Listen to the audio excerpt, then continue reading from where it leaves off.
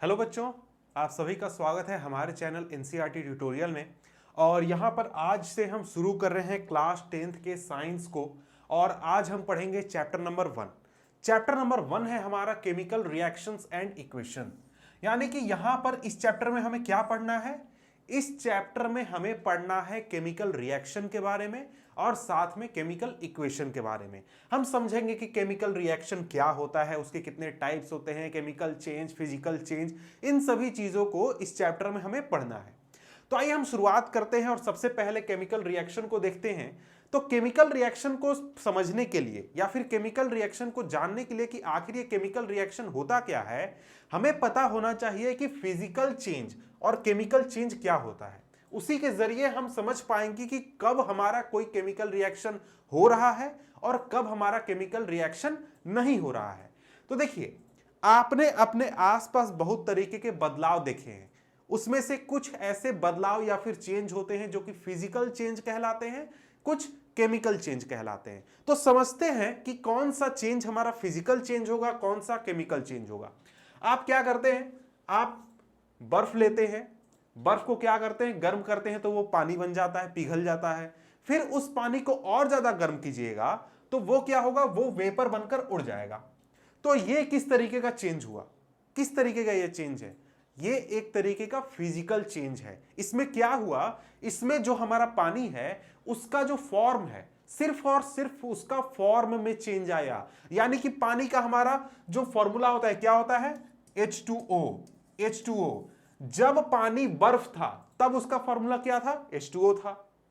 फिर वो पानी बना यानी लिक्विड फॉर्म में आ गया, तब क्या हो गया? H2O ही है, कोई बदलाव नहीं आया है। और जब हमारा वेपर बन गया तब पानी का फॉर्मूला क्या हो गया? H2O ही हो गया। यानी कि उसका केमिकल कंपोजिशन में कोई बदलाव नहीं आया है। वो जिस रूप में था, जो उसके कैरेक्टरिस्टिक्स थे, जो उसके फीचर्स थे, वो फीचर्स अभी भी हैं। समझ गए? तो इस तरीके की जब परिस्थिति हो, जब केमिकल कंपोजिशन में बदलाव नहीं आए, तब क्या होगा? तब हमारा फिजिकल चेंज होगा। यानी कि उसके सिर्फ और सिर्फ फॉर्म में बदलाव आया है, तो क्या होगा? वो फिजिकल चेंज होगा। यहां पर क्या होता है कि कोई भी नया प्रोडक्ट नहीं बनता है। तो अब हम उसके कंपैरिजन में देखते हैं कि केमिकल चेंज क्या होता है। केमिकल चेंज वो चेंज होता है जब एक कैरेक्टरिस्टिक, मेरा मतलब है एक सब्सटेंस, उसके केमिकल कंपोजिशन में बदलाव आ जाता है। यानी कि जैसे हम CaCO3 है, उसको क्या करते हैं? गर्म कर देते हैं, या फिर उसको जब हम तोड़ते हैं तो क्या हो जाता है? CaO और CO2 बन जाता है। तो यहां पर आप क्या देख रहे हैं? यहां पर केमिकल चेंज है या फिर फिजिकल चेंज है? तो यहां पर क्या है? केमिकल चेंज है। क्यों? क्योंकि यहां पर CaCO3 जो था वो एक अलग कंपाउंड था, लेकिन रिएक्शन के बाद हमारे पास अलग नए प्रोडक्ट आ गए हैं जो कि है CaO और CO2। यानी कि जो इसके फीचर्स थे, जो इसका कैरेक्टरिस्टिक था, जो इसका पूरा एक तरीके से प्रॉपर्टीज था, वो पूरा चेंज हो चुका है। अब हमारे पास नया प्रोडक्ट आ चुका है। यानी पहले जो प्रोडक्ट था वो गायब हो गया, अब हमारे पास क्या है? नया प्रोडक्ट है। तो यहां पर केमिकल चेंज में क्या होता है?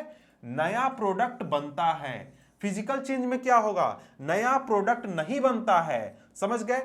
इससे अच्छा एग्जांपल, सबसे अच्छा एग्जांपल जो कि आपके लाइफ से जुड़ा हुआ है, वो है कि मान लीजिए आपके पास कोई पेपर है।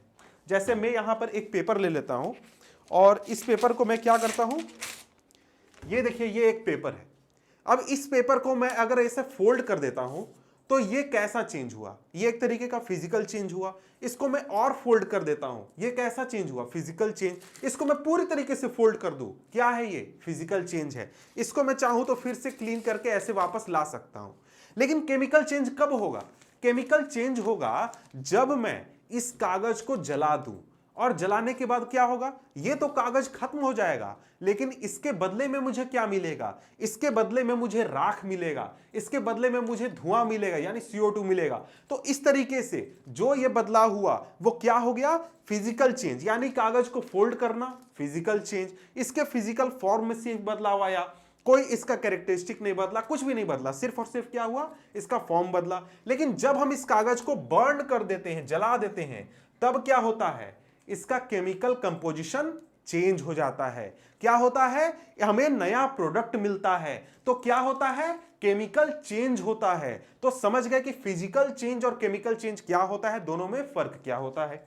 इनके बीच में अगर आपको एक तरीके से आपसे पूछा जाता है, आपके इसको कंपेयर कीजिए, तो आप आसानी से आंसर भी कर सकते हैं कि फिजिकल चेंज में क्या होगा, कोई भी केमिकल कंपोजिशन में बदलाव नहीं होता, इसमें केमिकल कंपोजिशन में बदलाव होता है। इसमें नया प्रोडक्ट जो है वो फॉर्म नहीं होता है, यहां पर नया प्रोडक्ट फॉर्म होता है। इसमें हमारा शेप या फिर फॉर्म में सिर्फ बदलाव होता है, यहां पर हमारा रियलिटी में नया प्रोडक्ट बन जाता है। इस तरीके से आप पॉइंट करके आंसर कर सकते हैं। अब हम आगे बढ़ते हैं।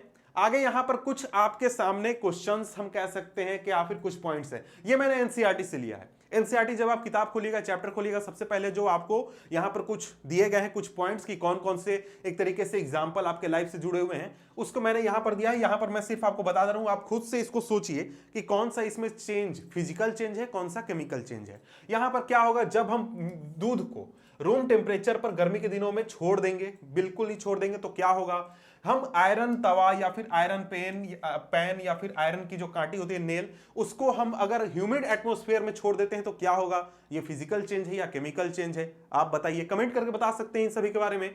और इसके बाद ग्रेप्स जब फर्मेंट हो जाते हैं तो क्या होगा, फूड को जब पकाया जाता है, खाना पकाया जाता है, तो क्या होता है, फूड को डाइजेस्ट होता है हमारे बॉडी में, तब क्या होता है, फिजिकल चेंज है केमिकल चेंज है? बताइए कमेंट करके, सारे का आंसर आप कमेंट करके दीजिए नीचे। इसके बाद हम रेस्पिरेशन करते हैं तो क्या होता है, फिजिकल चेंज होता है केमिकल चेंज होता है? आप बताइए नीचे कमेंट करके। अब देखिए यहां पर आगे बढ़ते हैं और आगे पढ़ते हैं केमिकल रिएक्शन को, कि केमिकल रिएक्शन क्या होता है। अब देखिए ऊपर हमने क्या देखा था, ऊपर हमने एक तरफ फिजिकल चेंज देखा था, एक तरफ केमिकल चेंज देखा था। तो वहां पर हमने समझा कि जब नया कोई प्रोडक्ट बनता है, कोई भी प्रोडक्ट अपने सारे कैरेक्टरिस्टिक्स को छोड़ देता है, उसके जो केमिकल कंपोजिशन है उसमें बदलाव आ जाता है, तो क्या होता है, नया प्रोडक्ट बनता है और क्या होता है, हमारा केमिकल चेंज होता है। तो केमिकल चेंज होने का जो प्रोसेस है वही हमारा केमिकल रिएक्शन होता है। यानी कि जो ये हमारा कागज है, इसको हमने जला दिया, हमारा नया प्रोडक्ट बना जो कि राख के रूप में या फिर धुआं के रूप में हमें मिला। वो जो पूरा चेंज हुआ, ये इस चेंज होने की प्रोसेस को हम क्या कहते हैं, केमिकल रिएक्शन कहते हैं। उसको जब हम इक्वेशन के रूप में लिखेंगे तो केमिकल इक्वेशन होगा। कि इक्वेशन छोड़िए, अभी रिएक्शन पर आइए। अब सबसे पहले हम डेफिनेशन देख लेते हैं कि जो केमिकल रिएक्शन है उसका डेफिनेशन क्या होता है। डेफिनेशन कई तरीके से आप लिख सकते हैं, आपको अलग अलग जगहों पर अलग अलग डेफिनेशन मिल जाएगा। आपको जो सबसे अच्छा लगे आप आसानी से उसको अपने जो क्वेश्चन आपसे अगर एग्जामिनेशन में पूछा जाता है तो आप लिखकर आ सकते हैं। डेफिनेशन क्या है, chemical reaction is a process in which one or more substance is converted into one or more new substance with new properties। यहां पर क्या होता है, केमिकल रिएक्शन एक तरीके की प्रक्रिया है जिसमें एक या फिर एक से ज्यादा सब्सटेंस क्या होते हैं, एक या एक से ज्यादा प्रोडक्ट में बदले जाते हैं। नया प्रोडक्ट बनता है जिसके की नए प्रॉपर्टीज होते हैं। जैसे ये जो कागज का ही मैं बार बार एग्जांपल ले रहा हूं क्योंकि ये मेरे हाथ में, इसको मैं आसानी से शो कर देता हूं। इसको अगर मैं जला देता हूं तो ये जो कागज की प्रॉपर्टीज है और जो मेरे पास राख होगा या फिर जो धुआं होगा, उनकी क्या प्रॉपर्टीज सेम है? नहीं है, अलग अलग प्रॉपर्टीज है। नया प्रोडक्ट मेरे पास है। उसी तरीके से जब हम क्या करते हैं, यहां पर जैसे यहां पर क्या है, हमारे पास यहां पर CaCO3 कैल्शियम कार्बोनेट है, इसको हम क्या करते हैं, जला देते हैं या फिर इसको कन्वर्ट करते हैं COA में, कैल्शियम ऑक्साइड, और CO2 में। तो क्या ये इन दोनों की प्रॉपर्टी सेम है? नहीं है। हमारे पास नया प्रोडक्ट है जिसकी की नई प्रॉपर्टीज हैं, पुराने वाले से बिल्कुल भी मेल नहीं खाते हैं। तो क्या हो गया, हमारा एक तरीके से केमिकल रिएक्शन हो गया, केमिकल चेंज हो गया, केमिकल रिएक्शन हो गया। मैंने कहा कि केमिकल चेंज क्या होता है, पुराने प्रोडक्ट से नए प्रोडक्ट में हम कन्वर्ट करते हैं तो वो हमारा केमिकल चेंज हो गया। और ये कन्वर्जन का जो प्रोसेस है वो हमारा सिंपली हो जाता है केमिकल रिएक्शन। अब देखिए एनसीईआरटी में एक डेफिनेशन यहां पर दिया गया है, इसको आप चाहें तो अपने एग्जामिनेशन में लिख सकते हैं या फिर आप इसको पढ़ भी सकते हैं। Chemical reactions involve the breaking and making of bonds between atoms to produce new substance. Chemical reaction में क्या होता है, केमिकल रिएक्शन में जो कंपाउंड्स होते हैं उनके बीच का जो यहां पर बॉन्ड होते हैं, दो एटम्स के बीच में जो बॉन्ड होते हैं, वो बॉन्ड्स टूटते हैं और नए बॉन्ड्स बनते हैं ताकि नए सब्सटेंस का फॉर्मेशन हो सके।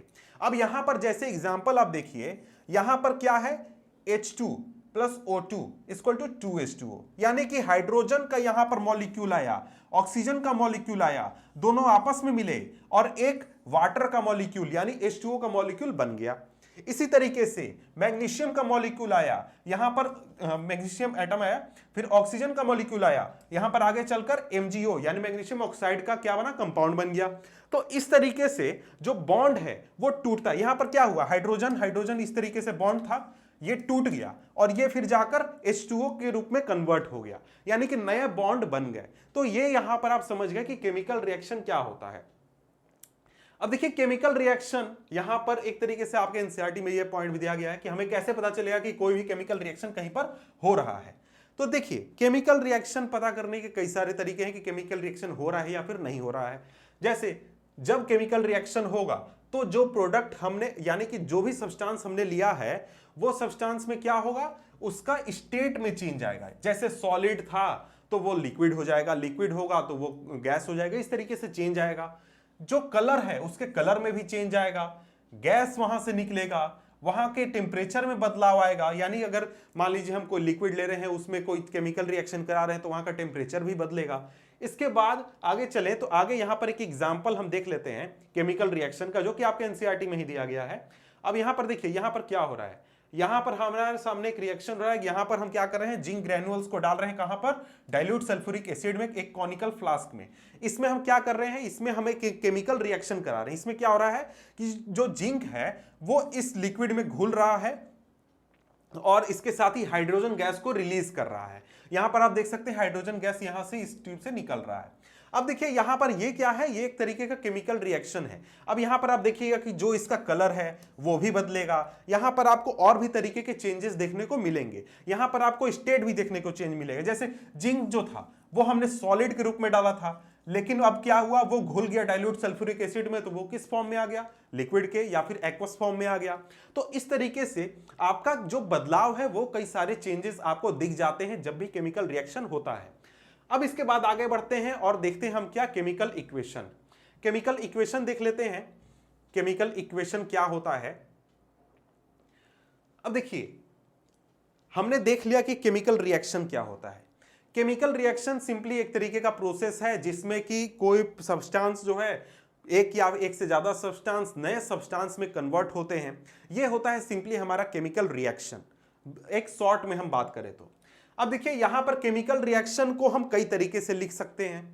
कैसे लिख सकते हैं, हम पूरा डिस्क्रिप्शन में लिख सकते हैं कि देखिए हमने क्या किया, हमने मैग्नीशियम रिबन को लिया जो कि एक सॉलिड फॉर्म में था, उसको जलाया, हवा में जलाया, तो जलाने के बाद क्या हुआ कि हमारा मैग्नीशियम ऑक्साइड जनरेट हुआ और साथ में गैस रिलीज हुआ। ये इस तरीके के बहुत लंबे चौड़े एक्सप्लेनेशन हम लिख सकते हैं जब भी हमारा केमिकल रिएक्शन हो। अब देखिए जब आपका ये जो पूरा तरीका है, ये एक तरीके से आपको नहीं लगता कि बहुत लेंदी है, ये तो बहुत ही छोटा रिएक्शन है, Mg + O = MgO, ये एक बहुत छोटा रिएक्शन है। लेकिन इसके कंपैरिजन में आप देखिए कि आपके पास अगर बहुत बड़ा रिएक्शन हो जिसमें बहुत सारे आप प्रोडक्ट डाल रहे हैं, बहुत सारे आप कैटलिस्ट वगैरह इस तरीके की चीजें लिख रहे हैं, तो वहां पर यह तरीका सही नहीं है। तो हमने क्या किया, यानी कि इंसानों ने क्या किया, जो लोग केमिस्ट्री में काम करते हैं उन्होंने क्या किया कि चलिए भैया इसको हम थोड़ा सा शॉर्ट कर देते हैं, थोड़ा सा छोटा कर देते हैं, ताकि हमको समझने में दिक्कत भी कम हो और प्लस में हमको मेहनत भी कम लगे। तो यहां पर क्या किया, यहां पर एक तरीका अपनाया गया, उसको इक्वेशन के रूप में लिखा जाने लगा। अब देखिए यहां पर क्या किया गया, सबसे पहले मैग्नीशियम लिखा गया एक तरफ, यानी जो हम रिएक्शन में डाल रहे हैं, जो हमारा शुरू का सब्सटेंस है जिसको कि रिएक्शन करवाने के लिए डाला जा रहा है, मैग्नीशियम ऑक्सीजन, इन दोनों को साथ में डाला जा रहा है। तो क्या हो रहा है, दोनों साथ में प्लस करके।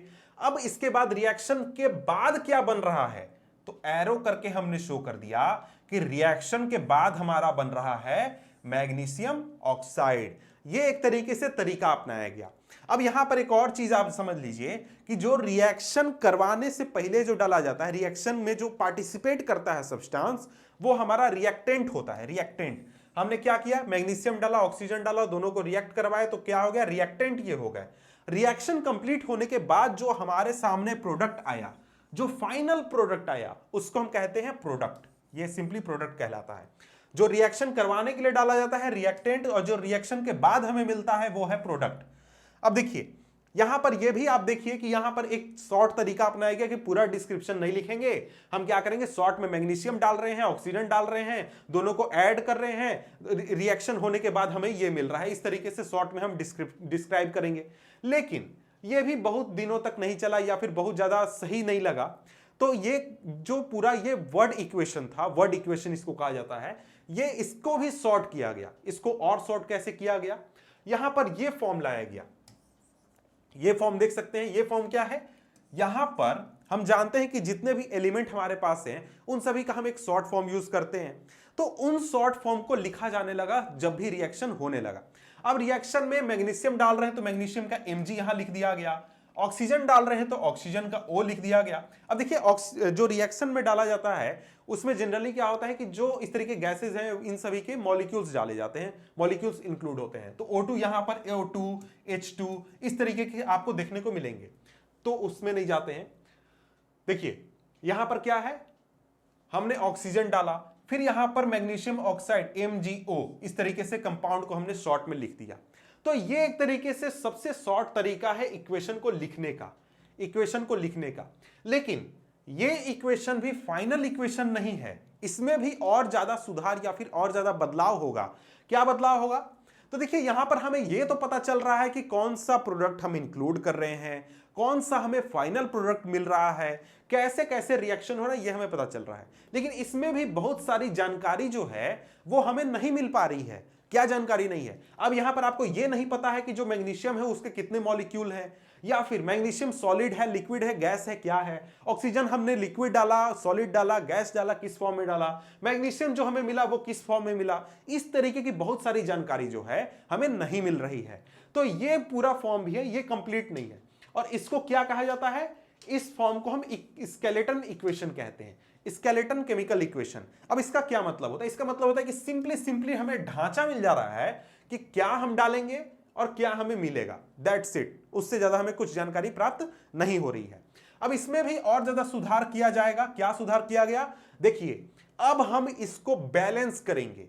बैलेंस करने में क्या होता है, बैलेंस में होता है यहां पर सिंपली आपको मोटा मोटी पता चला कि भाई क्या क्या डाल रहे हैं और क्या क्या मिल रहा है। जैसे हम क्या करेंगे, खाना बनाएंगे तो खाना में हम सब्जी डालेंगे, पानी डालेंगे, जो जो मसाले डालने हैं डालेंगे और हमारा खाना बन गया।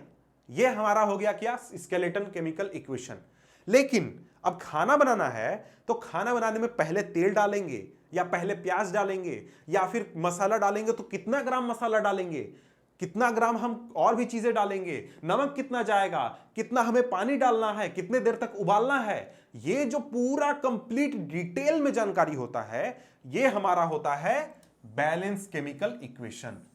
इसमें हमारा Mg का कितना एटम आएगा, ऑक्सीजन का कितना आएगा, MgO कितना होगा, ये पूरा डिटेल में, कंप्लीट डिटेल में हमें यहां पर लिखा हुआ है। Mg के 2 यहां पर मॉलिक्यूल आएंगे, ऑक्सीजन का 2 मॉलिक्यूल आएगा, हमारे सामने मेरा मतलब है 1 मॉलिक्यूल आएगा, 2 एटम आएंगे।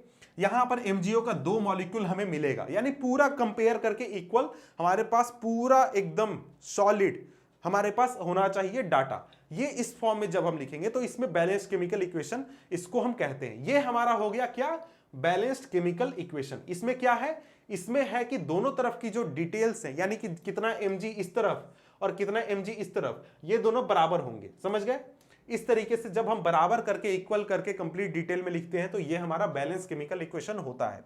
अब देखिए ये भी कंप्लीट नहीं है। अब बोलिएगा ये क्यों कंप्लीट नहीं है, इसमें भी और जानकारी लिखा जाता है लेकिन यहां पर आपको शो नहीं किया गया है। यहां पर लिखा जाएगा कि जैसे देखिए Mg है तो Mg सॉलिड है तो हम सॉलिड लिख देंगे, ऑक्सीजन गैस है तो यहां पर हम गैस इस तरीके से डिनोट कर देंगे। MgO हमें क्या प्राप्त हो रहा है, सॉलिड प्राप्त हो रहा है तो ऐसे लिख देंगे। अब यहां पर अगर हम हीट दे रहे हैं, अगर हम हीट दे रहे हैं तो हम क्या करेंगे, यहां पर हम ट्रायंगल का साइन बना देंगे जिससे कि हीट शो किया जाता है।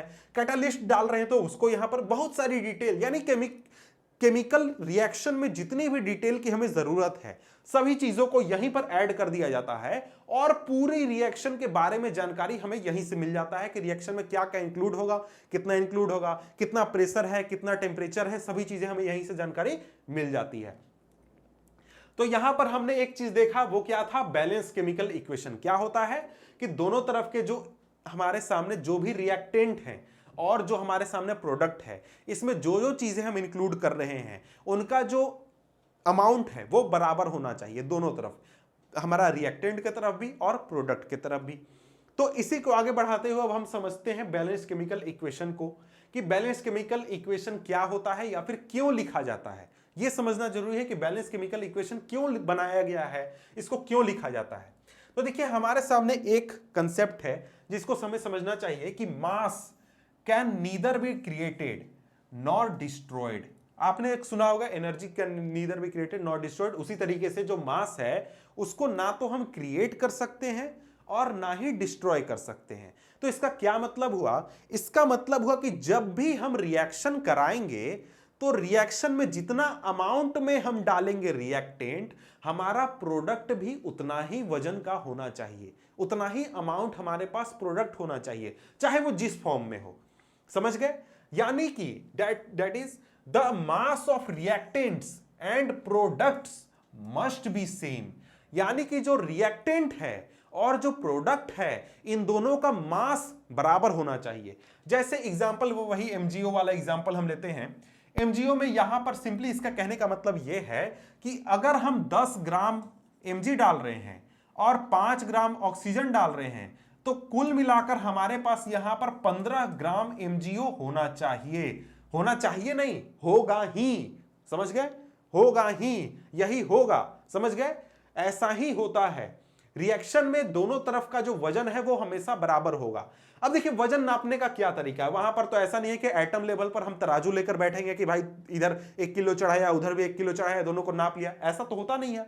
एटम लेवल पर हम क्या करते हैं, हम सीधे एटम्स का नंबर गिन लेते हैं। हमें पता है कि एक एटम का कितना वजन होता है, उससे हम तोल वजन, अगर हम नंबर गिन ले तो हमें पता चल जाएगा कि दोनों तरफ का वजन कितना है। तो यहां पर क्या किया जाता है, एटम्स का नंबर गिना जाता है। तो यहां पर आगे कहता है, in other words the we can say that the number of atoms और each element remains same before and after reaction. यहां पर इसका मतलब यह भी होता है कि देखिए जितने भी एलिमेंट हम रिएक्शन में डाल रहे हैं वो रिएक्शन के पहले उसके एटम की संख्या और रिएक्शन के बाद उसके एटम की संख्या बराबर होगी। अब यहां पर 15 ग्राम होगा। मैंने अभी एग्जांपल दिया 10 gram plus 5 gram equal to 15 gram होगा, लेकिन इसमें यहां पर O का वजन 5 ग्राम ही होगा। ऐसा नहीं कि ऑक्सीजन घटकर 2 ग्राम हो जाएगा और mg बढ़कर 13 ग्राम हो जाएगा, ऐसा नहीं होगा। यहां पर 5 ग्राम था तो यहां पर भी 5 ग्राम होगा। यानी रिएक्शन के पहले अगर ऑक्सीजन 5 ग्राम है तो रिएक्शन के बाद भी ऑक्सीजन 5 ग्राम ही होगा। समझ गए? तो इसका सिंपल मतलब यह है कि हमारे पास जो नंबर है, यानी ऑक्सीजन का जो नंबर है हमारा एटम का, वो बराबर होगा। यहां पर मैंने एक तरीके से कंफ्यूज शायद कर दिया आपको ये एग्जांपल देकर वजन वाला, लेकिन इसको मैं थोड़ा सा क्लियर कर देता हूं। यहां पर सिंपली कहने का मतलब है कि ऑक्सीजन का जितना हमारे पास एटम यहां पर है उतना ही एटम हमारे पास यहां पर भी होगा। यानी कि 2 एटम हमारे पास, यहां पर क्या हो रहा है, यहां पर एक मॉलिक्यूल है, एक मॉलिक्यूल, और यहां पर एटम कितने हैं, 2 एटम, 2 मॉलिक्यूल 1। समझ गए? यहां पर mg का कितना मॉलिक्यूल, 1, एटम कितना, 1। हमारे पास जो प्रोडक्ट है इसमें mg का मॉलिक्यूल 1 और mg का मॉलिक्यूल नहीं है, MgO एक मॉलिक्यूल है, उसमें mg का एटम 1 और O का 1। अब देखिए यहां पर अब हमें बैलेंस करना है। बैलेंस कैसे किया जाता है? तो बैलेंस केमिकल इक्वेशन क्या होता है आप समझ गए, क्यों किया जाता है ये भी समझ गए कि बैलेंस केमिकल इक्वेशन क्या होता है। कि जब हम जानते हैं कि जब हम रिएक्शन कराते हैं तो क्या होता है कि जो हमारा जितना अमाउंट में हमने रिएक्टेंट डाला उतना ही अमाउंट में हमें प्रोडक्ट मिलेगा, और जिस एटम का जितनी संख्या है उतनी संख्या में हमें प्रोडक्ट में मिलेगा। ये एक तरीके से बैलेंस केमिकल इक्वेशन का बेसिस है। अब आइए समझते हैं कि हम जो हैं वो केमिकल इक्वेशन को बैलेंस कैसे करते हैं। How to balance chemical equation. यहां पर देखिए हम देखते हैं Mg प्लस O2, MgO, ये सबसे छोटा एक तरीके से रिएक्शन मुझे देखा इसलिए मैंने इसे यहां पर लिख लिया है। अब देखिए यहां पर इसको बैलेंस करना है, हमें कुछ चीजें यहां पर सबसे पहले समझनी होंगी। क्या समझना है कि हमें 2 चीजें समझनी है। पहला तो एटम, और दूसरा है मॉलिक्यूल। अब देखिए यहां पर आप रिएक्शन में देखिए आपको यह क्लियरिफाई करना है कि एटम यहां पर क्या है और मॉलिक्यूल क्या है। Mg क्या है? एक Mg एक यहां पर मॉलिक्यूल है। O2 क्या है? मॉलिक्यूल है। MgO क्या है? मॉलिक्यूल है। तो हमें कभी भी इस मॉलिक्यूल के अंदर छेड़छाड़ नहीं करना है। समझ गए कि O2 को ऐसा नहीं कि हमने O3 कर दिया, O3 नहीं O5 कर दिया, ऐसा हमें कभी नहीं करना है। हमें क्या करना है? हम क्या कर सकते हैं? मॉलिक्यूल के बाहर छेड़छाड़ कर सकते हैं। इसका क्या मतलब हुआ? इसका मतलब हुआ कि हम मॉलिक्यूल का नंबर बढ़ा सकते हैं। समझ गए? मॉलिक्यूल का नंबर बढ़ा सकते हैं। जैसे मैं यहां पर एग्जांपल देता हूं, यहां पर O2 मैंने लिख दिया, यहां पर अगर आगे कुछ नहीं है तो यहां पर हम 1 समझेंगे, 1 O2। तो यहां पर मॉलिक्यूल की संख्या कितनी है? Molecule equal to 1, molecule equal to 1 और एटम इक्वल टू 2। कितने एटम, कितने मॉलिक्यूल? इसको ध्यान दीजिए, हमारे पास मॉलिक्यूल एक, क्योंकि O2 एक मॉलिक्यूल है, 1 2 2। अब यहां पर एक चेंज हम करते हैं, यहां पर हम क्या करते हैं? अब इसको कर देते हैं कि यहां पर 4O2 है। अब 4O2 हो गया तो इसका क्या मतलब हो गया? इसका मतलब हो गया कि देखिए अब हमारे पास 4 मॉलिक्यूल हैं, लेकिन एटम कितने हैं? एटम 4 दूनी 8, क्योंकि एक मॉलिक्यूल में 2 एटम, तो 4 दूनी 8 एटम है। समझ गए? यानी कि इस तरीके से अगर आप करें, इस चीज को ध्यान में रखें कि कभी भी हमें मॉलिक्यूल के साथ छेड़छाड़ नहीं करना है, तो आप आसानी से क्या कर लेंगे? बना लेंगे, रिएक्शन को बैलेंस कर लेंगे। इसके बाद आगे चलकर मैं अभी ट्रिक भी बताऊंगा जिसमें आप शॉर्ट तरीके से रिएक्शन को बैलेंस कर सकते हैं। बहुत जल्दी से आपको पता चल जाएगा और आप आसानी से लिख पाएंगे अगर आपको बैलेंस पूछता है तो आइए हम इसको अब बैलेंस करके देखते हैं कि कैसे बैलेंस किया जाए। यहां पर हम देखते हैं, यहां पर है हमारे सामने MgO2 MgO। अब यहां पर आपके किताब का अगर फॉलो करें तो उसमें सिंपली कह दिया गया है कि इसके आसपास ऐसे घेरा बना दीजिए और इसके अंदर छेड़छाड़ मत कीजिए। तो यहां पर मैं आपको सिंपली समझा रहा था कि क्यों ऐसा किया गया है। समझ गए? अब इसी तरीके को फॉलो करते हैं। तो यहां पर हम देख लेते हैं कि रिएक्शन के पहले किसी भी आइटम का या फिर किसी भी जो सब्सटेंस है उसका कितना एटम था और रिएक्शन के बाद कितना था। कौन कौन से हैं? Mg है, Mg और O। यहां पर अगर हम इसको ऐसे करें तो LHS RHS, ये मैं देखिए आपको शॉर्ट में अभी शुरू में इंट्रो करने के लिए ऐसा दिखा रहा हूं, लेकिन जब आप रिएक्शन सॉल्व करने जाइएगा तो इसको आप दिमाग में भी खुद से कर सकते हैं। यहां पर Mg का हमारे पास कितना है एटम? 1 है LHS में। RHS में कितना है? 1 है। ऑक्सीजन का LHS में कितना है?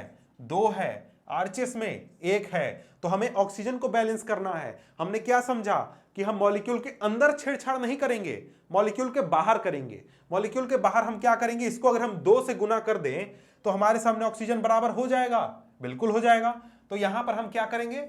2 से गुना करेंगे इसको। अब हम 2 मॉलिक्यूल हमें प्रोडक्ट में मिलेगा। क्या होगा? मॉलिक्यूल, मेरा मतलब है MgO का 2 मॉलिक्यूल मिलेगा हमें प्रोडक्ट में।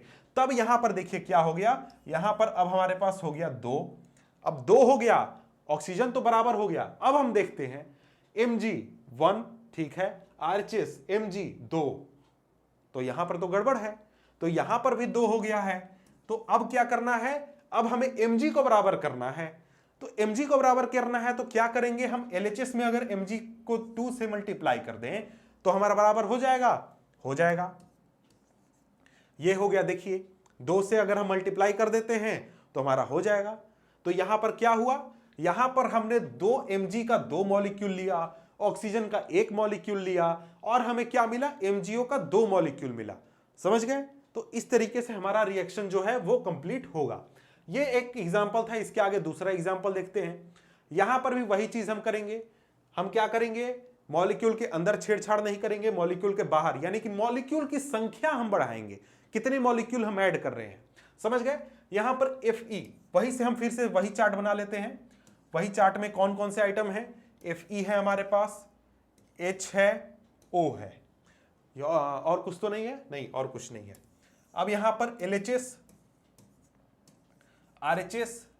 तो अब यहां पर देखिए, अब हमें इसे बैलेंस करना है। अब इसको बैलेंस करने के लिए हम क्या करेंगे, हमें तीनों को देख सकते हैं, तो यहां पर Fe अनइक्वल है और साथ में ऑक्सीजन भी हमारा अनइक्वल है।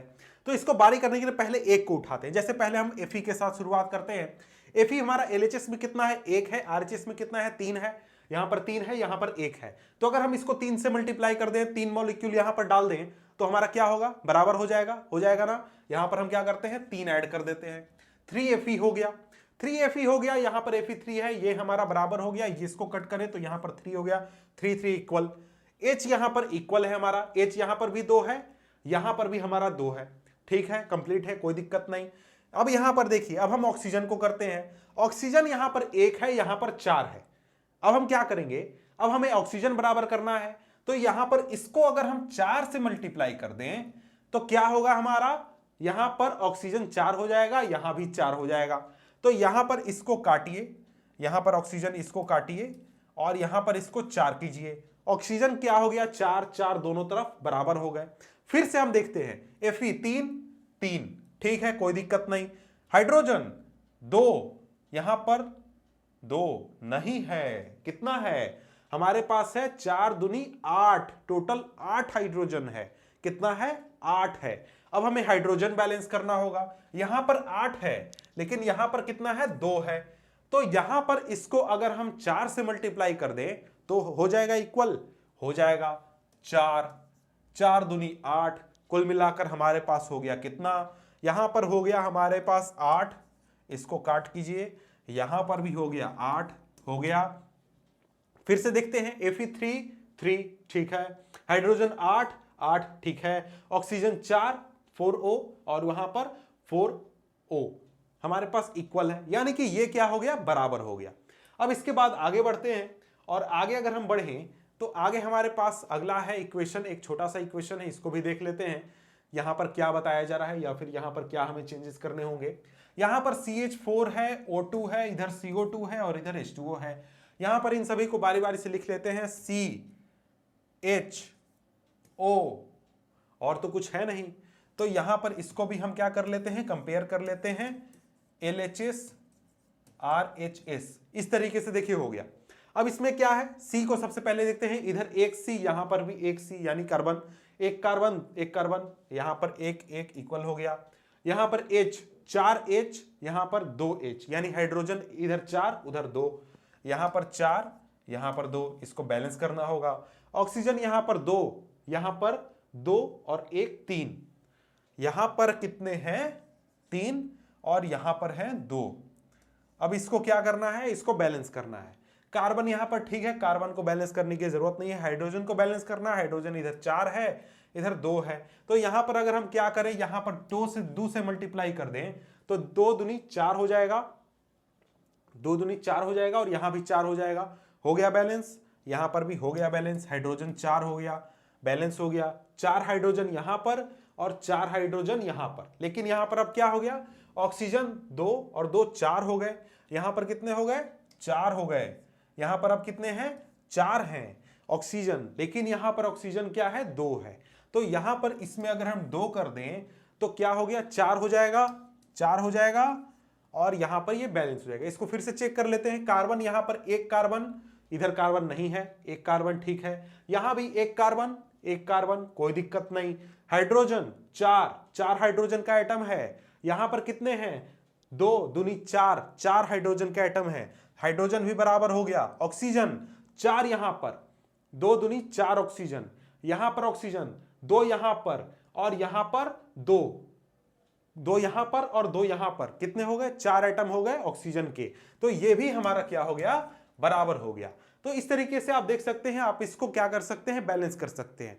अब देखिए यहां पर इसका एक शॉर्ट ट्रिक भी है। शॉर्ट ट्रिक सिंपली क्या है, उसको मैं एक अलग से वीडियो कर दूंगा, एक इसके ऊपर मैं स्पेशल वीडियो करूंगा जिसमें कि पूरी तरीके से और भी जो कॉम्प्लेक्स वगैरह इक्वेशन है ना, उसको भी सॉल्व कर देंगे, वहां पर और भी ट्रिक मैं आपको बताऊंगा।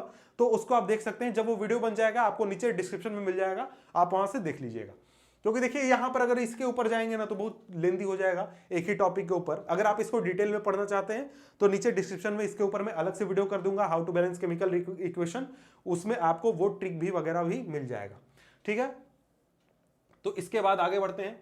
आगे हमारे पास अगला टॉपिक क्या है, अगला टॉपिक में यहाँ पर एक छोटा सा मैंने इक्वेशन लिया हुआ है, कुछ इक्वेशन है जिसको कि यहाँ पर आपको दिखाया गया है। अब देखिए यहाँ पर अगर देखें,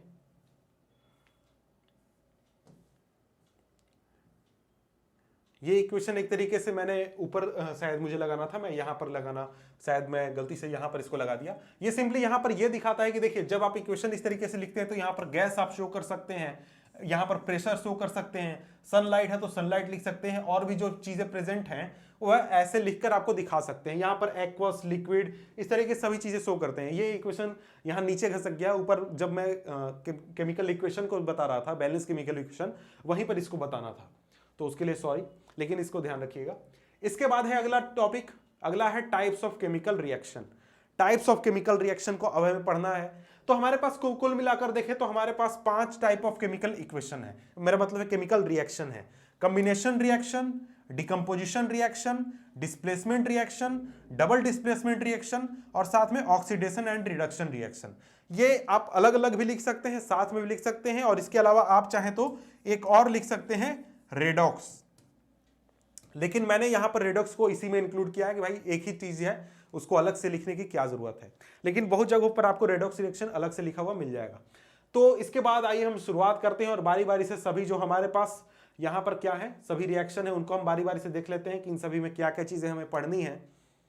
तो यहां पर हमारे सामने पहला जो टाइप ऑफ रिएक्शन है वो है कॉम्बिनेशन रिएक्शन।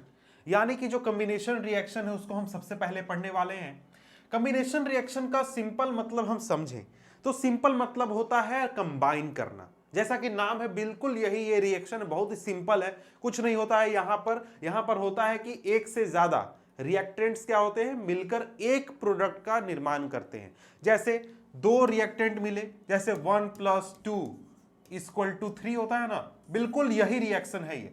यहां पर इस तरफ दो रिएक्टेंट होंगे या फिर दो से ज्यादा होंगे और मिलकर एक प्रोडक्ट का निर्माण करेंगे, यानी आपस में रिएक्टेंट जुड़कर एक प्रोडक्ट को बनाएंगे। इसका जनरली फॉर्मूला क्या होता है, A + B = AB। ये सिंपल इसका फॉर्मूला है। इसका डेफिनेशन देख लेते हैं। डेफिनेशन है, reactions in which a single product is formed from 2 or more reactants is known as combination reaction।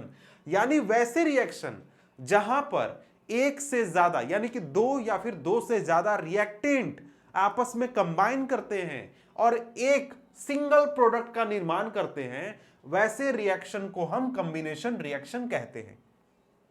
अब देखिए ये जो डेफिनेशन है ये आपका एनसीईआरटी का है, और एनसीईआरटी में ही एक और डेफिनेशन दिया गया है, उसको भी पढ़ लेते हैं। When 2 or more substances, elements और कंपाउंड, एलिमेंट भी हो सकता है, कंपाउंड भी हो सकता है, combine to form a single product, the reaction are called combination reaction. यानी वैसा रिएक्शन जिसमें कि एक से ज्यादा, दो या फिर दो से ज्यादा रिएक्टेंट आपस में कंबाइन करते हैं और सिंगल प्रोडक्ट का निर्माण करते हैं, तो वैसा रिएक्शन हमारा हो जाएगा कौन सा, कॉम्बिनेशन रिएक्शन।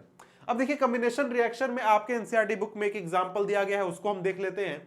तो यहां पर ये रिएक्शन है आपका CaO + H2O। यानी CaO जो आपके घर में अगर आपने चूना की पुताई करवाई होगी या फिर आपने देखा होगा कि चूना की पुताई जो रूम में लगते हैं पेंट करने के लिए, उस चूने को लाया जाता है, क्विक लाइम उसे कहते हैं, CaO होता है उसका फॉर्मूला, और उसको जब पानी में डालते हैं तो वो क्या बन जाता है, CaOH बन जाता है, और प्लस में हीट रिलीज करता है, हीट रिलीज करता है। आप देखते होंगे, अगर आपने देखा है तो वहां पर क्या होता है, बहुत वो खौलने लगता है, बहुत वो गर्म होता है, तो क्या करता है, वो हीट रिलीज करता है। अब देखिए यहां पर ये जो रिएक्शन है ना, ये बहुत इंपॉर्टेंट है। ये क्या, इसके बाद आपके जितने भी रिएक्शन आएंगे, आपके जितने भी टाइप्स पढ़ने हैं केमिकल रिएक्शन के, उसके अंदर जितने भी रिएक्शन आते हैं उसको चुपचाप आप जाकर रट लीजिए, याद कर लीजिए, कंठस्थ कर लीजिए, क्योंकि इससे बहुत सारे क्वेश्चंस बनते हैं जिसको मैं साथ साथ यहां पर बताते जाऊंगा। लेकिन यहां से जो क्वेश्चन बनेंगे वो आपको 1 नंबर में भी पूछे जाते हैं, 2 नंबर में पूछे जाते हैं, और भी तरीके से पूछे जाते हैं। तो इन सारे रिएक्शंस को आप याद रखिए, बहुत तरीके के क्वेश्चन बनेंगे जिसको मैं साथ साथ बताते जाऊंगा। पहला तो यहां पर आपसे ये पूछ लेगा कि जो सिलेक्ट लाइन होता है उसका फॉर्मूला क्या होता है, ये बता दीजिए, या फिर क्विक लाइन जो होता है ये इसका फॉर्मूला बता दीजिए, या फिर पूछ देगा कि आपका जो क्विक लाइन है इसका यूज क्या होता है, ये पूछ देगा। तो इसमें सीमेंट इंडस्ट्री में यूज होता है और भी तरीके से यूज होता है, जो कि आपके एनसीईआरटी बुक वगैरह में लिखा हुआ है। तो आप चाहे तो एनसीईआरटी बुक को लाइन बाय लाइन पढ़ लीजिए कंप्लीटली, तो वहां पर बहुत सारे ऐसे पॉइंट्स हैं जो कि छुपे हुए होते हैं, लेकिन वो आपके लिए बहुत ही इंपॉर्टेंट है। अगर आप उसको पढ़ लीजिएगा तो आपके 1 नंबर 2 नंबर में आने वाले क्वेश्चन जो है ना, वो बिल्कुल ऐसे चुटकियों में बन जाएंगे, ज्यादा आपको परेशानी नहीं होगी। अब देखिए यहां पर बताया जा रहा है कि जो इंपॉर्टेंट कॉम्बिनेशन रिएक्शन जो कि आपके बुक में दिया गया है कौन कौन से है। Burning of coal, burning of coal, coal यानी कि क्या होता है, सिंपली कार्बन होता है। कार्बन में आपका ऑक्सीजन जुड़ता है, क्या बन जाता है, CO2 बन जाता है। बर्निंग ऑफ कोल कैसा रिएक्शन है, एक तरीके का कॉम्बिनेशन रिएक्शन है। क्या हो रहा है यहां पर, एक से ज्यादा रिएक्टेंट है, कार्बन है, ऑक्सीजन है, मिलकर क्या निर्माण कर रहा है, CO2 का निर्माण कर रहा है। कितनी संख्या है प्रोडक्ट की, एक है, यानी कि सिंगल प्रोडक्ट का फॉर्मेशन हो रहा है। इसके साथ ही जब हम वाटर का फॉर्मेशन करते हैं, वाटर बनता है हाइड्रोजन और ऑक्सीजन से, तो क्या होता है 2H2 प्लस O2 क्या बनाता है, 2H2O बनाता है, यानी वाटर का फॉर्मेशन होता है।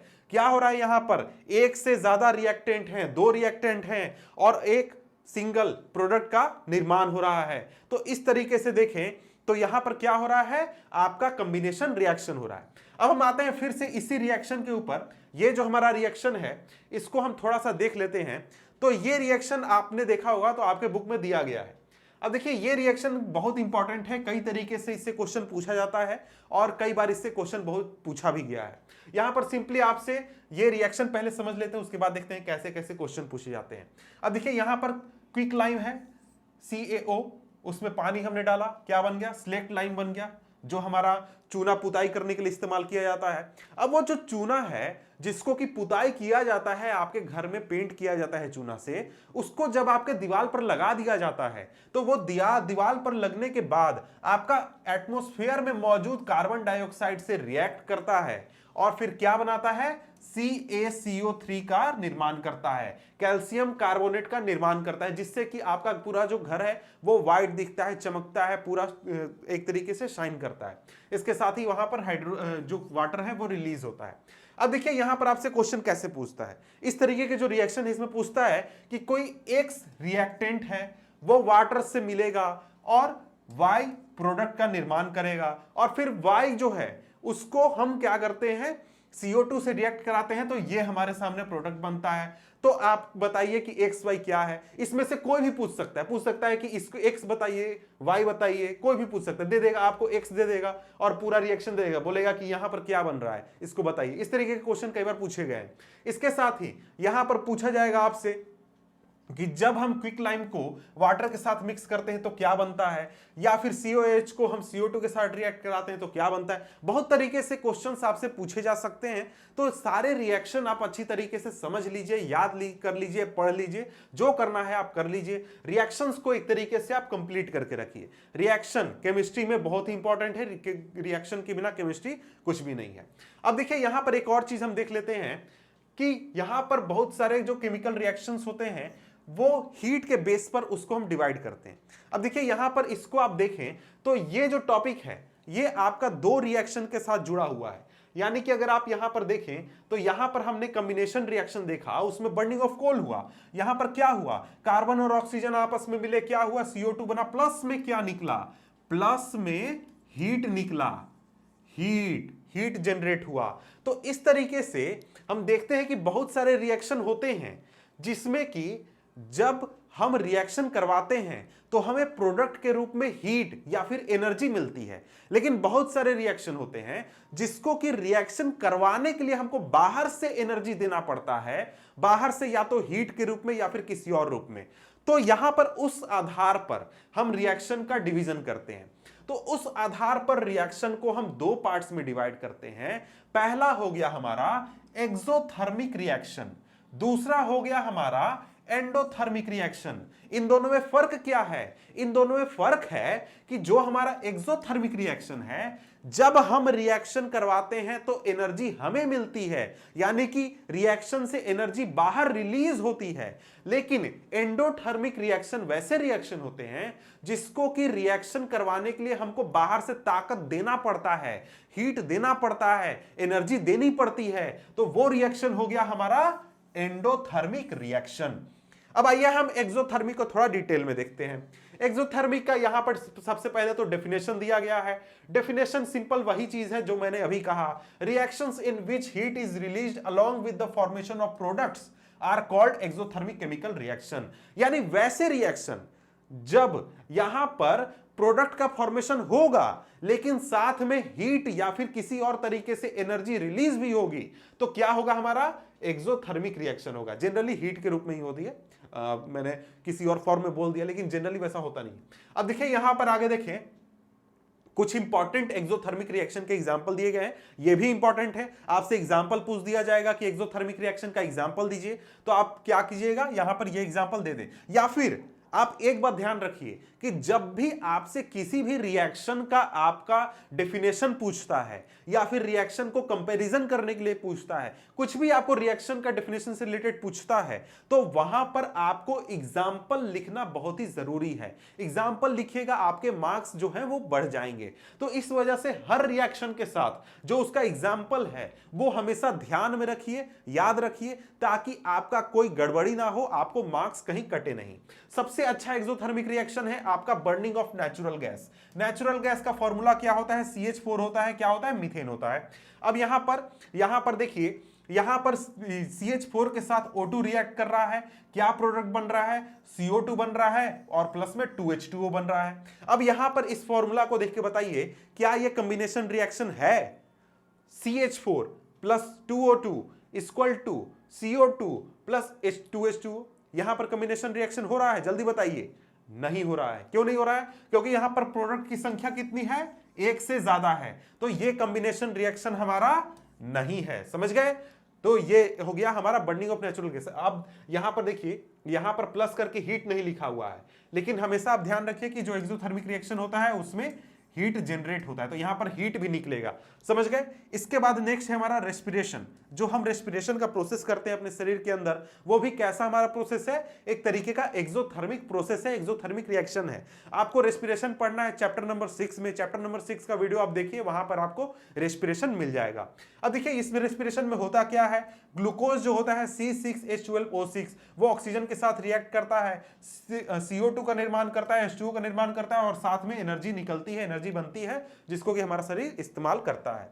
इसके साथ ही जो डिकम्पोजिशन होता है वेजिटेबल्स का, जो कि एक तरीके से कंपोस्ट निर्माण करता है डिकम्पोज होकर, वो रिएक्शन भी क्या है, एक तरीके का एक्सोथर्मिक रिएक्शन है। अब देखिए यहां पर एक्सोथर्मिक को हमने समझ लिया, इसके बाद है एंडोथर्मिक। लेकिन एंडोथर्मिक को हम पढ़ेंगे डिकम्पोजिशन रिएक्शन पढ़ने के बाद। अब देखिए यहां पर आपने देखा, यहां पर डिकम्पोजिशन रिएक्शन है, लेकिन मैंने अभी कहा कि डिकम्पोजिशन वेजिटेबल का कैसा है, एक्सोथर्मिक है। इन दोनों में फर्क है, इन दोनों में कंफ्यूज मत कीजिएगा। वेजिटेबल का डिकम्पोजिशन एक्सोथर्मिक है, लेकिन ये डिकम्पोजिशन जो है ये अलग है रिएक्शन। समझ गए? तो आइए हम शुरुआत करते हैं, डिकम्पोजिशन रिएक्शन को पहले पढ़ते हैं, देख लेते हैं। इसका डेफिनेशन क्या है? डेफिनेशन बिल्कुल एक तरीके से आपका उल्टा है। किसका? कॉम्बिनेशन रिएक्शन का। कॉम्बिनेशन रिएक्शन में क्या हो रहा था, दो रिएक्टेंट मिलकर एक प्रोडक्ट का निर्माण कर रहे थे, लेकिन यहां डिकम्पोजिशन में क्या होगा, एक रिएक्टेंट एक से ज्यादा में टूट जाएगा। ये होगा हमारा डिकम्पोजिशन में। अब यहां पर देखिए डिकम्पोजिशन का डेफिनेशन क्या है, in decomposition reaction a single product breaks down to give simpler product. यहां पर क्या हो रहा है, डिकम्पोजिशन रिएक्शन में एक रिएक्टेंट है, उसमें हम हीट दे रहे हैं, एनर्जी दे रहे हैं, कुछ भी कर रहे हैं, और हम क्या कर रहे हैं, उसको ब्रेक कर रहे हैं एक से ज्यादा प्रोडक्ट में। जैसे एग्जाम्पल आपका देख लीजिए, यहां पर CaCO3 का एग्जाम्पल है। CaCO3 को जो जब हम हीट करते हैं तो ये टूट जाता है CaO और CO2 में। तो यहां पर ये रिएक्शन, ये सारे रिएक्शन बहुत इंपॉर्टेंट है, इसलिए मैंने यहां पर लिख कर रखा है। सारे रिएक्शंस को आप ध्यान में रखिए, याद रखिए। आपको क्वेश्चन पूछ दिया जाएगा, याद नहीं होगा, आप आंसर नहीं करने पाइएगा, इसलिए सारी चीजों को याद रखिए।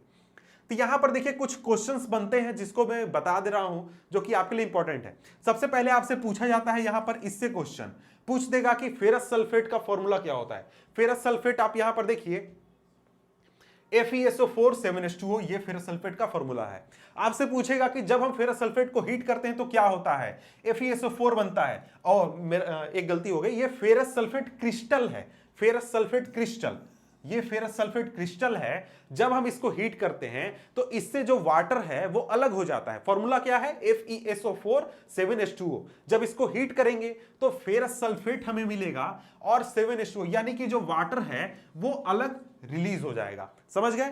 और फिर से जब हम इसको और हीट करते हैं यानी FeSO4 फेरस सल्फेट को हीट करते हैं तो क्या बनता है? Fe2O3 बनता है, फेरिक ऑक्साइड बनता है, SO2 बनता है और SO3 बनता है।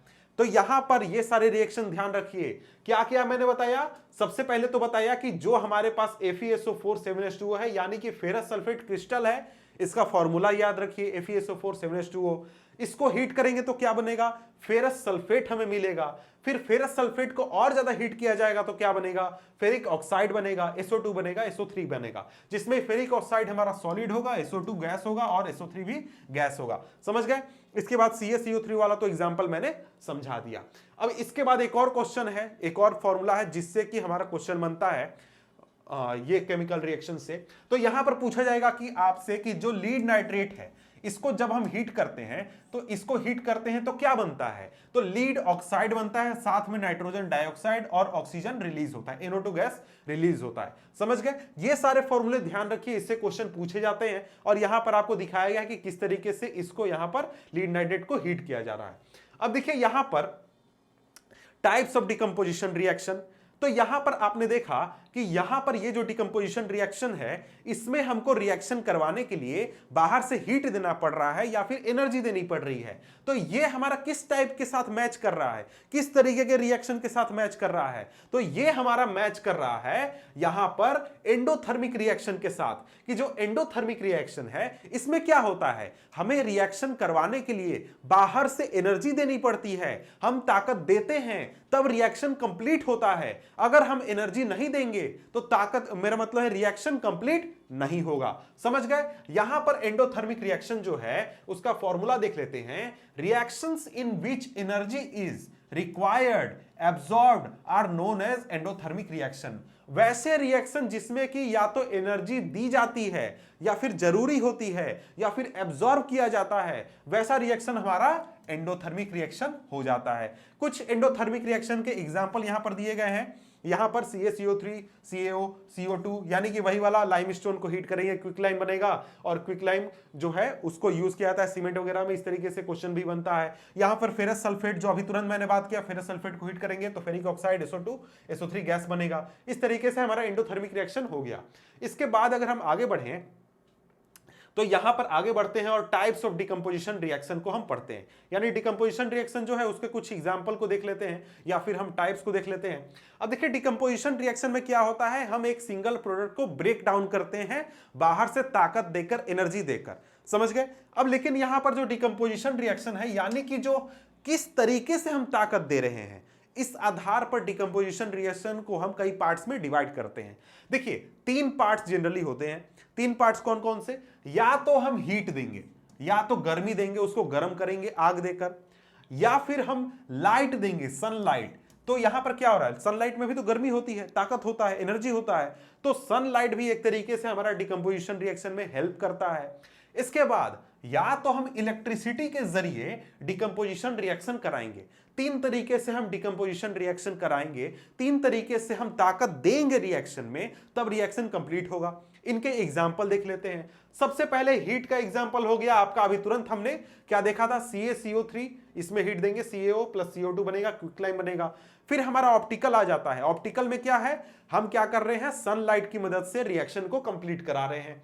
इसमें क्या है, 2AgCl, AgCl यानी कि सिल्वर क्लोराइड है। इसको जब हम सनलाइट में रखते हैं तो क्या होता है, यहां पर Ag यानी सिल्वर अलग हो जाता है और जो क्लोरीन है वो अलग हो जाता है।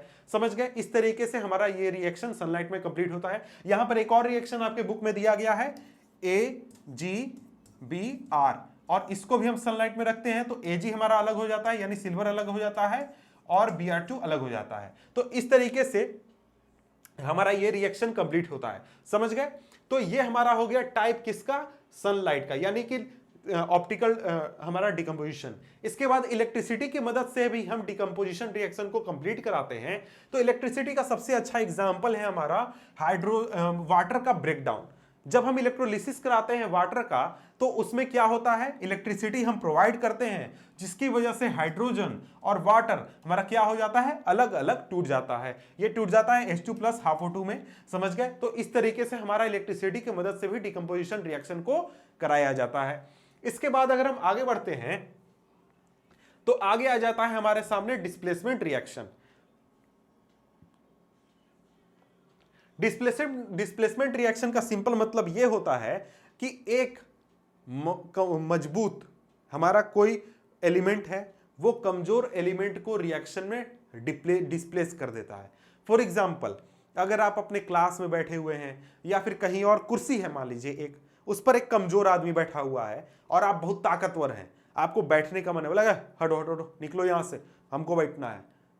और बोलेगा नहीं बैठने देंगे, तो तुम बोलोगे कि कुछ कर लोगे, कहा हम बैठेंगे, रोक सको तो रोक लो, समझ गए। तो इस तरीके से जो ताकतवर होता है, ताकतवर एलिमेंट होता है, जिसके पास ज्यादा पावर होता है, वो कमजोर पावर वाले एलिमेंट को या फिर जो हमारे सामने जो भी चीज है उसको डिस्प्लेस कर लेता है। जैसे यहां पर एग्जांपल देख लेते हैं, एग्जांपल से पहले हम डेफिनेशन देख लेते हैं। डेफिनेशन क्या है, reactions in which more reactive element, ताकतवर का मतलब केमिस्ट्री में हमेशा ज्यादा रिएक्टिव होता है, इस बात को ध्यान रखिएगा।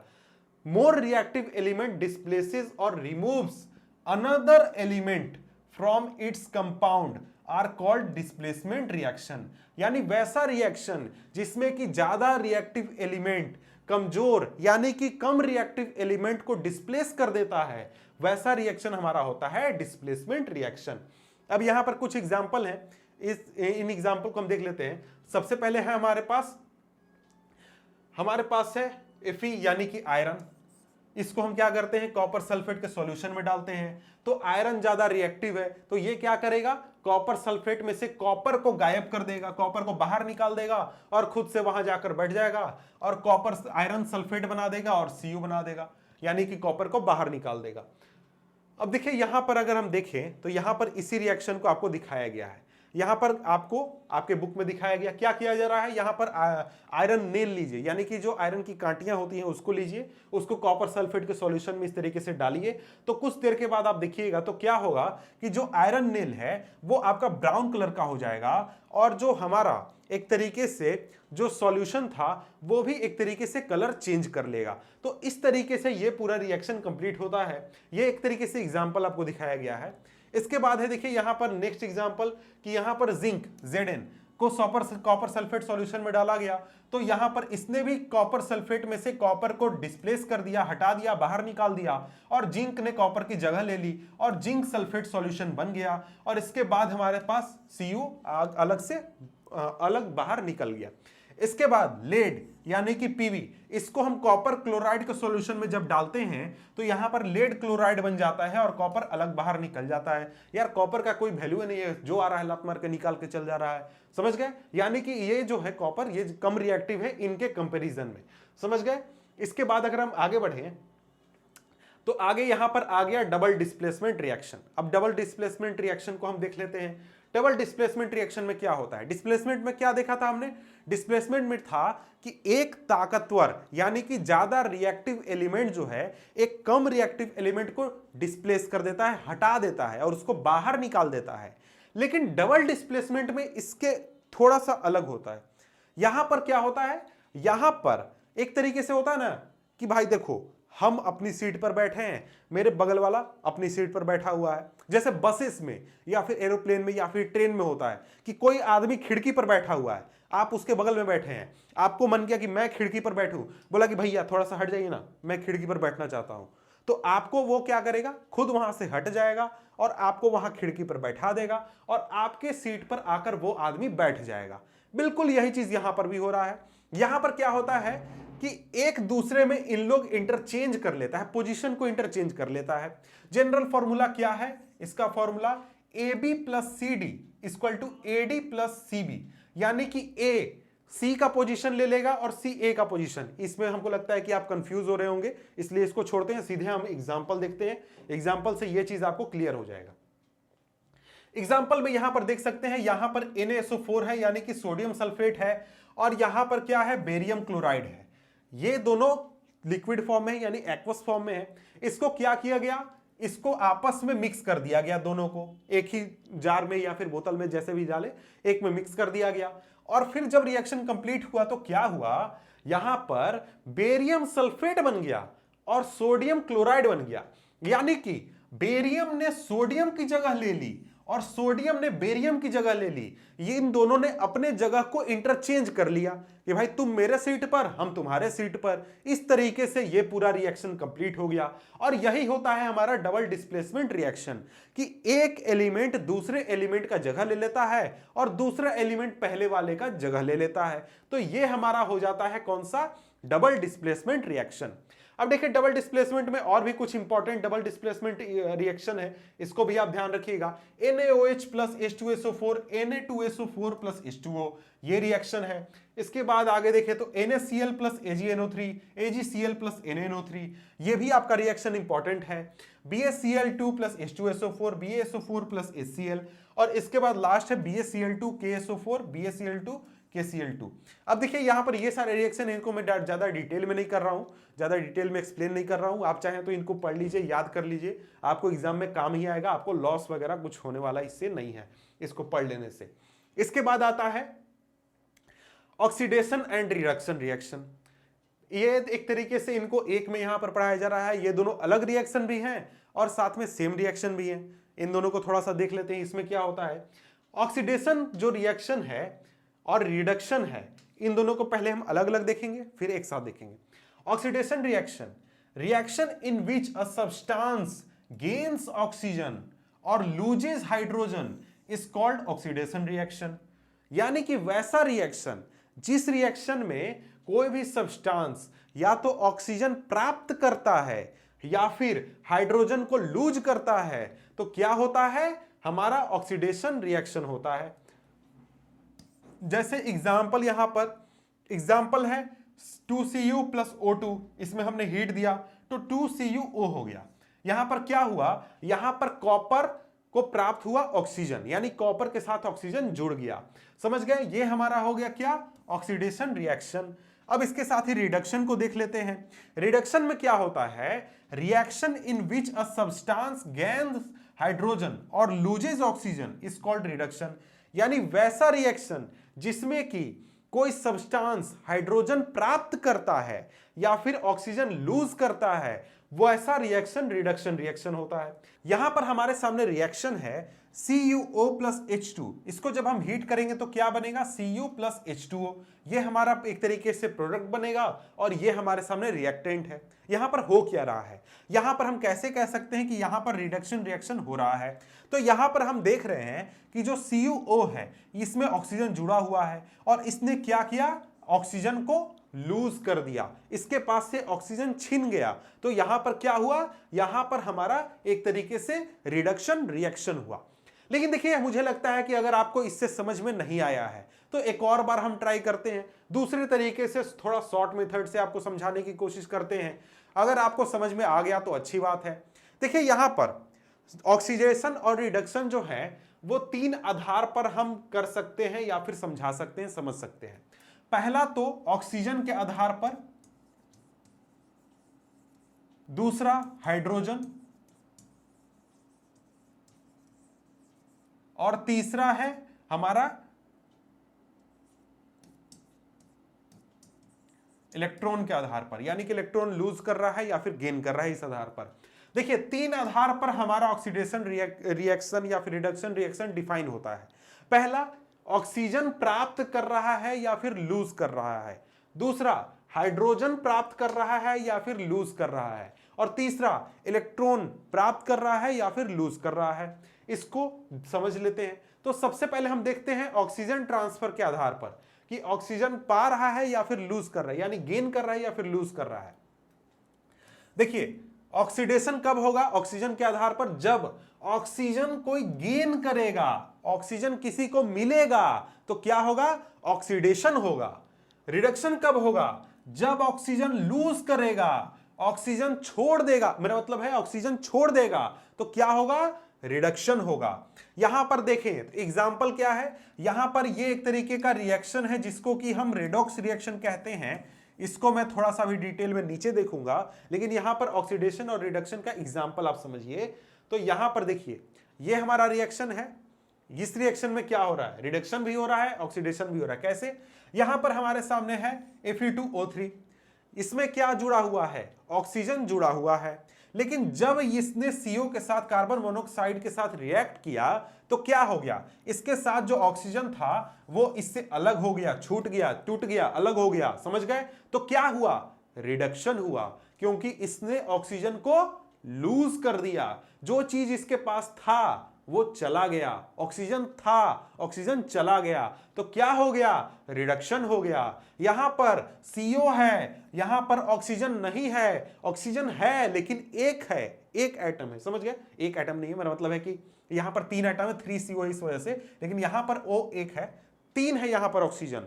लेकिन अगर हम यहां पर देखें तो यहां पर कितने हो चुके हैं हमारे सामने ऑक्सीजन, CO2 हो चुका है, यानी कि 3 दूनी के 6 ऑक्सीजन के एटम हो चुके हैं।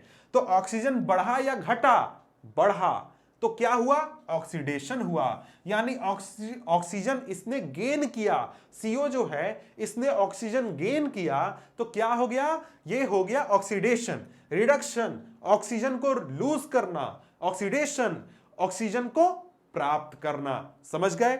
ये एक तरीके से हमारा हो गया ऑक्सीडेशन और रिडक्शन। किस आधार पर, हमारा ऑक्सीजन के आधार पर। ऑक्सीजन अगर कोई गेन करेगा तो ऑक्सीडेशन होगा, ऑक्सीजन लूज करेगा तो रिडक्शन होगा। अब इसके बाद देखते हैं हाइड्रोजन ट्रांसफर के आधार पर, हाइड्रोजन के आधार पर। हाइड्रोजन के हिसाब से बिल्कुल ऑक्सीडेशन का उल्टा होगा। अगर कोई एलिमेंट हाइड्रोजन लूज करता है, लॉस करता है, तो क्या होगा, ऑक्सीडेशन होगा। लेकिन हाइड्रोजन कोई एलिमेंट गेन कर रहा है तो क्या होगा, रिडक्शन होगा। समझ गए? ये बिल्कुल अपोजिट है आपका ऑक्सीजन के डेफिनेशन का, यानी ऑक्सीजन में जिस हिसाब से होगा बिल्कुल उल्टा होगा। ऑक्सीजन गेन तो ऑक्सीडेशन, और हाइड्रोजन लूज तो ऑक्सीडेशन। अगर ऑक्सीजन लूज तो रिडक्शन, हाइड्रोजन गेन तो रिडक्शन। समझ गए? तो इसका एग्जाम्पल यहां पर देखिए, यहां पर नीचे एग्जाम्पल है कि जो इथेनॉल है उसको ऑक्सीडाइज किया जा सकता है। यहां पर देखिए, यहां पर क्या है, ये एग्जाम्पल देखते हैं। यहां पर क्या हुआ, CH3CH2OH है। यहां पर आगे देखें तो यहां पर जब इसको ऑक्सीडेशन किया गया, ये जब ऑक्सीडाइज हुआ तो इसमें से ऑक्सीजन क्या हो गया हमारा, मेरा मतलब है हाइड्रोजन क्या हो गया, लूज कर गया। हाइड्रोजन लूज कर गया तो क्या हो गया, ऑक्सीडेशन हो गया। लेकिन अगर यहीं पर हाइड्रोजन ऐड होता तो क्या होता, हाइड्रोजन ऐड होता तो क्या होता, रिडक्शन होता। रिडक्शन याद रखिए, हाइड्रोजन और यहां पर ऑक्सीजन, इन दोनों के हिसाब से। अब यहां पर आगे देखते हैं इलेक्ट्रॉन ट्रांसफर के आधार पर। इलेक्ट्रॉन ट्रांसफर के आधार पर देखें तो जब इलेक्ट्रॉन का लॉस होगा तो क्या होगा, ऑक्सीडेशन होगा। इलेक्ट्रॉन का लॉस होगा तो ऑक्सीडेशन होगा। लेकिन जब कोई भी एलिमेंट इलेक्ट्रॉन गेन करेगा तो क्या होगा, रिडक्शन होगा। क्या होगा, रिडक्शन होगा। समझ गए? यहां पर अब इसके बाद देखते हैं ऑक्सीडाइजिंग एजेंट और रिड्यूसिंग एजेंट को। ऑक्सीडाइजिंग एजेंट और रिड्यूसिंग एजेंट को हम देख लेते हैं। तो यहां पर आप देखते हैं तो यहां पर उससे पहले हम क्या देख लेते हैं, रेडॉक्स रिएक्शन को देख लेते हैं। रेडॉक्स रिएक्शन क्या होता है, ये बिल्कुल बहुत ही सिंपल कंसेप्ट है। अगर आप ऑक्सीडेशन रिडक्शन समझ गए तो रेडॉक्स रिएक्शन बिल्कुल ऐसा चीज है, कोई हेवी चीज इसमें है नहीं। ये बिल्कुल ये सिंपल चीज है कि एक रिएक्शन, वैसा रिएक्शन जिसमें कि एक सब्सटेंस में ऑक्सीडेशन हो रहा है लेकिन दूसरा में उसी समय उसी रिएक्शन में रिडक्शन हो रहा है, यानी कि दोनों ऑक्सीडेशन और रिडक्शन दोनों एक साथ हो रहे हैं, तो क्या हो रहा है, हमारा रेडॉक्स रिएक्शन हो रहा है, या फिर इसको ऑक्सीडेशन रिडक्शन रिएक्शन भी कहते हैं। यानी एक ही रिएक्शन में ऑक्सीडेशन भी हो रहा है और रिडक्शन भी हो रहा है, दोनों एक साथ हो रहे हैं, एक रिएक्शन में एक साथ, तो हमारा होगा रेडॉक्स रिएक्शन, या फिर इसको ऑक्सीडेशन रिडक्शन रिएक्शन भी कहते हैं। अब यहां पर देखिए ऊपर हमने देख लिया था एग्जाम्पल, उसको फिर से देख लेते हैं। CuO प्लस H2, यहां पर इसको हीट करेंगे तो Cu प्लस H2O। यहां पर अभी तुरंत मैंने समझाया है, उसके हिसाब से बताइए कि ऑक्सीडेशन कैसे हो रहा है, रिडक्शन कैसे हो रहा है, आप खुद से एनालाइज कीजिए। यहां पर हम देख रहे हैं ऑक्सीजन जुड़ा हुआ था, ऑक्सीजन लूज कर गया तो क्या हो गया, यहां पर क्या हुआ, यहां पर रिडक्शन हुआ, यहां पर ऑक्सीजन लूज कर गया। लेकिन H2 को देखिए तो H2 में क्या हुआ, H2 में ऑक्सीजन नहीं जुड़ा हुआ था, लेकिन यहां पर देखते हैं तो ऑक्सीजन जुड़ गया तो क्या हुआ, ऑक्सीडेशन हुआ, यानी कि ऑक्सीजन उसको प्राप्त हुआ। तो इस तरीके से हमारा क्या हुआ, एक ही रिएक्शन है लेकिन ऑक्सीडेशन भी हो रहा है, रिडक्शन भी हो रहा है। तो क्या हो रहा है, यहां पर रेडॉक्स रिएक्शन हो रहा है। समझ गए? यहां पर इसके और भी एग्जाम्पल हैं, जैसे ZnO प्लस C, यहां पर क्या हो रहा है, ऑक्सीजन Zn के साथ था यहां पर, लेकिन अब ऑक्सीजन कार्बन के साथ है, तो यहां पर क्या हो रहा है, यहां पर रेडॉक्स रिएक्शन हो रहा है, ऑक्सीडेशन भी हो रहा है, रिडक्शन भी हो रहा है। कहां ऑक्सीजन कहां रिडक्शन, सोचिए बताइए। यहां पर देखिए कि यहां पर जो हमारा ZnO है इसमें ऑक्सीजन है, इसने ऑक्सीजन लूज कर दिया तो ऑक्सीजन लूज पर क्या होगा, रिडक्शन रिएक्शन होगा यहां पर। अब यहां पर देखिए C और CO है, कार्बन में पहले ऑक्सीजन नहीं था, ऑक्सीजन प्राप्त हो गया तो क्या हो गया, यहां पर ऑक्सीजन प्राप्त होने पर क्या होता है, ऑक्सीडेशन होता है। समझ गए? ऑक्सीडेशन और रिडक्शन क्या होता है, रेडॉक्स रिएक्शन क्या होता है, बहुत ही क्लियर हो गया, बहुत ही आसान है, कोई हेवी चीज नहीं है। अब इसके बाद आगे आते हैं ऑक्सीडाइजिंग एजेंट और रिड्यूसिंग एजेंट के ऊपर, इन दोनों को देख लेते हैं।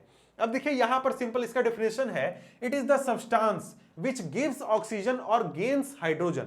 वैसा सब्सटेंस जो कि या तो ऑक्सीजन देता है या फिर हाइड्रोजन लेता है, तो वो क्या होगा, वो हमारा ऑक्सीडाइजिंग एजेंट होगा। और the substance which is reduced itself and oxidises other, यानी कि क्या हो रहा है, उसका खुद का रिडक्शन हो रहा है लेकिन दूसरे को वो ऑक्सीडाइज कर रहा है, तो वो क्या हो जाएगा, ऑक्सीडाइजिंग एजेंट हो जाएगा। इसी तरीके से रिड्यूसिंग एजेंट है वैसा सब्सटेंस जो कि हाइड्रोजन देता है या फिर ऑक्सीजन लेता है, जिसको ऑक्सीजन प्राप्त होता है, वो हमारा रिड्यूसिंग एजेंट होगा। और इसको अलग तरीके से ये भी डिफाइन कर सकते हैं, और it is the substance which is oxidised itself and reduces other, यानी कि दूसरों को रिड्यूस करने में मदद करता है और खुद क्या हो जाता है, ऑक्सीडाइज हो जाता है। तो ये हमारा रिड्यूसिंग एजेंट हो जाएगा। इसको हम अलग तरीके से थोड़ा सा देख लेते हैं। यहां पर देखिए, यहां पर अगर हम एग्जाम्पल के जरिए देखें तो एग्जाम्पल के हिसाब से यहां पर इसको समझ लेते हैं ताकि ये पूरा कंसेप्ट क्लियर हो जाए ऑक्सीडाइजिंग एजेंट और रिड्यूसिंग एजेंट का। यहां पर ये रिएक्शन अभी हमने बात किया था, क्या हो रहा था, Fe2O3 है प्लस 3CO है, Fe बन जा रहा है और CO2 बन जा रहा है। यहां पर फिर से देख लेते हैं, ऑक्सीडाइजिंग एजेंट वैसा सब्सटेंस होता है जो कि दूसरे को ऑक्सीडाइज करता है। यहां पर ऊपर रिएक्शन में देखिए, जो हमारा आयरन 3 ऑक्साइड है जिसको कि फेरिक ऑक्साइड भी कहा जाता है, वो क्या कर रहा है, ऑक्सीडाइजिंग एजेंट का काम कर रहा है। यानी Fe2O3 क्या कर रहा है, ऑक्सीडाइजिंग एजेंट का काम कर रहा है। इस रिएक्शन में ध्यान दीजिए, ये हमारा है ऑक्सीडाइजिंग एजेंट। कैसे ऑक्सीडाइजिंग एजेंट, क्योंकि ये यहां पर खुद से रिड्यूस हो रहा है लेकिन CO को क्या करा रहा है, ऑक्सीडाइज करा रहा है, ऑक्सीडेशन कराने में मदद कर रहा है। तो ये हमारा हो गया ऑक्सीडाइजिंग एजेंट हो गया। समझ गए? और यहां पर रिड्यूसिंग एजेंट क्या होता है, जो कि दूसरे को रिड्यूस कराने में मदद करता है। और यहां पर इस इक्वेशन में जो हमारा कार्बन मोनोऑक्साइड है वो रिड्यूसिंग एजेंट है। यहां पर इस रिएक्शन को देखिए तो यहां पर ये जो है ये हमारा रिड्यूसिंग एजेंट है, Fe2O3 ऑक्सीडाइजिंग एजेंट, और यहां पर ये रिड्यूसिंग एजेंट। समझ गए? ऑक्सीडाइजिंग एजेंट और रिड्यूसिंग एजेंट क्या होता है, इनके बीच में क्या फर्क होता है, ये इनका डेफिनेशन, सभी चीजें हम समझ गए। इसको एक बार अंतिम में हम थोड़ा सा और देख लेते हैं। यहां पर सिंपल मतलब ये है, ऑक्सीडाइजिंग एजेंट वैसे सब्सटेंस होते हैं किसी रिएक्शन में जो कि ऑक्सीजन दूसरे सब्सटेंस को देते हैं। रिड्यूसिंग एजेंट वैसे सब्सटेंस होते हैं जो दूसरे सब्सटेंस से ऑक्सीजन रिमूव कर लेते हैं।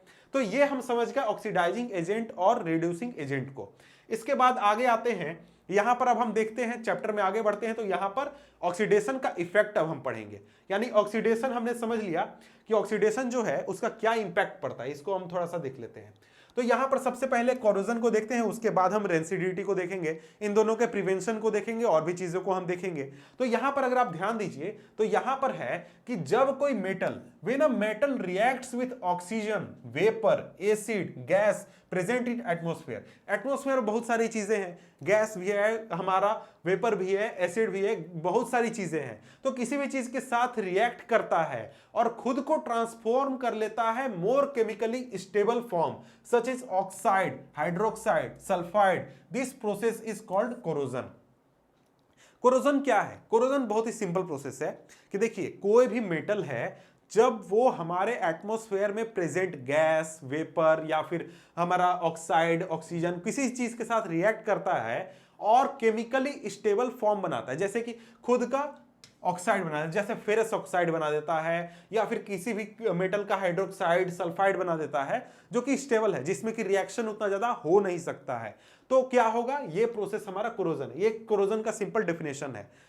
अगर आप देख तरीके से समझने का कोशिश करें तो यही कोरोजन का मतलब होता है। क्यों होता है ये भी आपको समझ में आ जाएगा, क्या होता है ये भी समझ में आ जाएगा कि कोई भी मेटल है हमारे पास, उसको हमने क्या किया है, बहुत प्रोसेस करके अपने पास लाया है, लेकिन वो केमिकली स्टेबल नहीं है, वो रिएक्ट कर सकता है किसी चीज के साथ। तो वो जो केमिकल कंपाउंड है, जो मेटल है हमारे पास, वो चाहता है कि ऐसी स्थिति में हम पहुंच जाएं कि हमको और ज्यादा रिएक्शन ना करना पड़े, हम स्टेबल ना रहे, यानी कि रिएक्ट करने की स्थिति में ना रहे, स्टेबल हम हो जाएं। तो यहां पर यही चीज होता है कोरोजन, कि वो अपने आसपास मौजूद किसी भी जो भी चीज उसको मिलेगा जिससे वो रिएक्ट कर सकता है, रिएक्ट करेगा और ऐसी स्थिति में पहुंच जाएगा कि वो और ज्यादा रिएक्ट ना ही करने पाए। समझ गए? यहां पर जैसे कि हमारा कॉपर का आप देख सकते हैं रिएक्शन यहां पर दिया गया है, या फिर हमारा जो Ag सिल्वर है उसका रिएक्शन दिया गया है। कॉपर जो है वाटर, CO2 और ऑक्सीजन के साथ रिएक्ट करके यहां पर कॉपर हाइड्रोक्साइड बनाता है और CuCO3 का निर्माण करता है। इसके बाद अगर हम आगे बढ़ें तो आगे एक और रिएक्शन यहां पर हम देख सकते हैं।